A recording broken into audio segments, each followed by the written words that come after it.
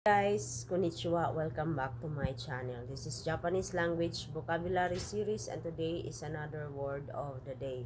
It's winter edition po. So, pag sinabi natin winter edition, so ang pag-uusapan natin ay yung mga words na associated sa winter or yung mga sitwasyon na associated sa winter or fuyu in Japanese term. So, kung curious kayo at gusto niyo pong malaman ay panoorin at tapusin niyo po ang video na ito. So, ang Japanese term ng snow ay yuki. Ngunit alam niyo po ba na may iba't ibang sitwasyon na kung saan ang snow ay may kasamang ulan or may kasamang hangin. So, may mga Japanese term po tayo na tugma sa mga sitwasyon na iyan. So, at yan po ang pag-uusapan natin. So, hindi po natin lalahatin sa video na ito, kundi ay tig dalawa-dalawa lang po ang tatalakayin natin sa video natin. So, unang-una sa lahat na tatalakayin natin ay ang snow na may kasamang malakas na hangin. Or sa English ay tinatawag na snowstorm. So ano nga ba ang Japanese term for the word snowstorm? So kapag sinabi na snowstorm, so ito ay ang pag-ulan ng snow na may kasamang malakas na hangin. So yung Japanese term niyan ay fubuki. Yung fubo po ay blowing. So, blowing of course sa wind yan. So, at yung ki ay galing po sa yuki. Kaya, ang translated ito sa English na snowstorm. So, fubuki po ang tawag sa sitwasyon na kung saan ay nag-snow at may malakas na hangin. So, fubuki. At kung napanood nyo naman po yung Sakura edition natin na naglalaglagan ng mga sakura, ang tawag po dun ay ang Hana Fubuki na snowstorm siya pero yung mga naglalaglagan ay hana or flowers. So, cherry blossom na parang snowstorm. So, kasi yung Fubuki ay galing po sa snowstorm. So, ina-associate lang nila sa hana or sa sakura kaya naging Hana Fubuki.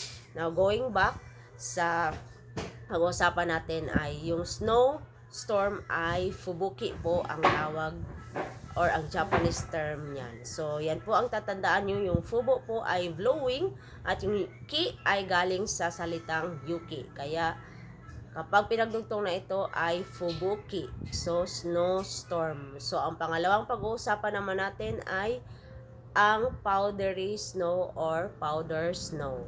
So, ano ang Japanese term sa powder snow?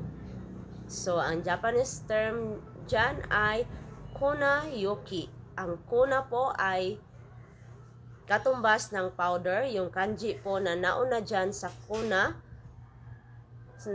nauna sa kuna kuyuki. Ang kuna yuki ay, ang ibig sabihin niyan ay powder, dust, or flour. So, kuna yuki. So, powder snow. So, yuki is snow. Kaya, tinatawag yan na powder snow. So, ito yung snow na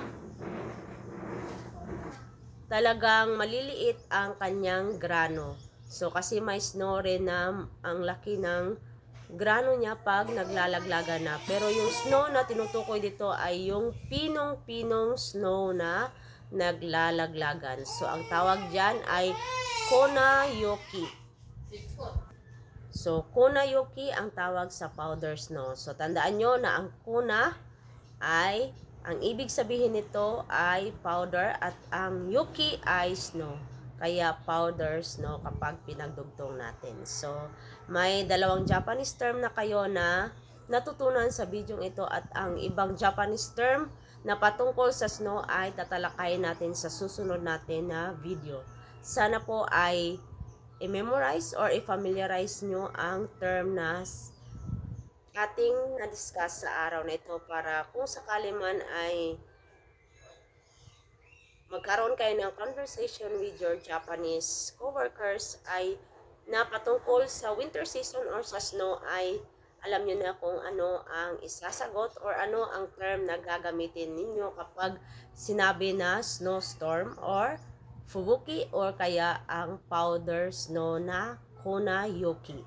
So, yun lamang po. Salamat po sa patuloy na pagsuporta at panonood sa mga videos natin. Bye! See you on my next video.